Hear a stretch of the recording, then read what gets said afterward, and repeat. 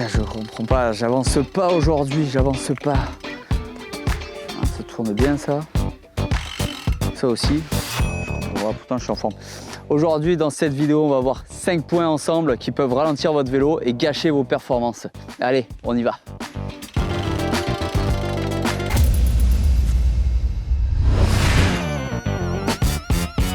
Et oui, bien sûr, lorsqu'on fait une sortie à vélo, si on se sent en forme, mais qu'au niveau du compteur, on n'est pas à la vitesse qu'on souhaite, alors que théoriquement tout va bien, c'est peut-être à cause des pneus. Ça, c'est le premier point.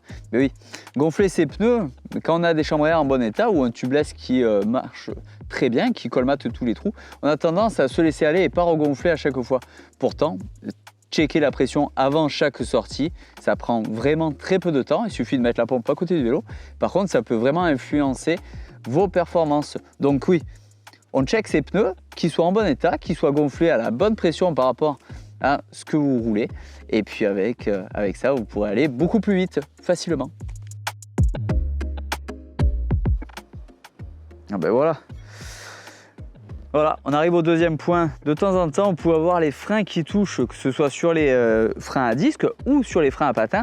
Ça fonctionne exactement pareil, c'est-à-dire que quand c'est pas bien réglé, ça ralentit votre roue et du coup, ça peut vous empêcher d'aller à la vitesse que vous voulez. Donc si vous forcez trop, ça vaut le coup de s'arrêter, faire tourner les roues et voir si ça touche ou pas.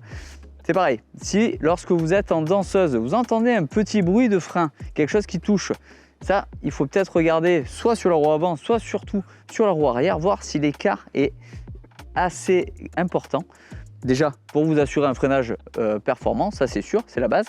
Et de deux, voir si, lorsque la jante se déforme et que vous êtes en danseuse, être sûr que ça ne vienne pas toucher le côté du frein.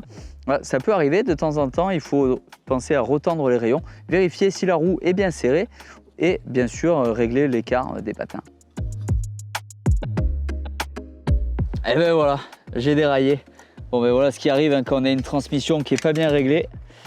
Mais attention, lorsque vous roulez et que votre transmission n'est pas bien réglée, qu'elle a tendance à faire du bruit, le petit tic tic tic tic tic ou la vitesse qui passe pas, attention, ça peut vraiment vous ralentir parce que évidemment les vitesses vont passer à des moments que vous n'aviez pas prévus ou pas sur la bonne vitesse. Donc déjà vous pouvez tomber clairement. De deux, ça va vous faire forcer sur les mauvaises vitesses et en plus de ça vous allez avoir des quarts de tour dans le vide. De plus, si vous faites attention à l'état et l'entretien de votre chaîne et aussi de vos pignons, ça sera vraiment un plus. Donc si vous voulez rouler vite, transmission bien réglée et bien entretenue. Et voilà, allez c'est reparti. Nouveau point, parfois le mal est beaucoup plus profond. Mais quand même, c'est autant efficace. Ce sont les roulements. Les roulements sur un vélo, c'est les roulements de la roue avant, de la roue arrière, des pédales, du pédalier. Tout cela participe au rendement de votre vélo. Si des fois, il y en a qui sont abîmés, qui sont trop usés ou qu'il manque de graisse, ça va vous ralentir votre roue, votre pédalier, vos pédales. Et tout ça, ça va vous faire ralentir le vélo tout simplement à la fin. Une fois par an, au minimum, il s'agit de checker si il fonctionne bien, s'il roule bien, qu'il ne fasse pas de bruit. C'est surtout ça qui est important. Et si les pièces n'ont pas de jeu. Si tout est bon, cherchez le mal autre part. C'est pas à cause de ça que vous n'allez pas assez vite. Nouveau point assez important et surtout pour ceux qui font des sorties à la montagne, c'est le poids.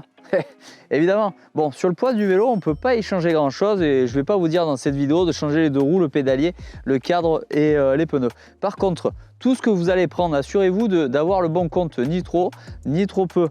Notamment là, pour ma sortie, il me reste 10 km avec pas de montagne. Donc j'ai mes deux bidons qui sont pleins. Est-ce que j'en ai vraiment besoin? Je suis pas sûr. J'ai mon Camelback de 2 litres qui est rempli, pas non plus trop besoin. Bon, les outils, ça, vaut mieux les garder quand même. Mais les barres, c'est pareil. Ça sert à quoi d'avoir 2 kg de nourriture si vous allez faire à peine 30 km? Assurez-vous d'avoir le bon compte. Pas à peine de prendre non plus 3 chambres à air et 14 multitools. C'est pas un magasin que vous faites, c'est du vélo plaisir. Donc voilà.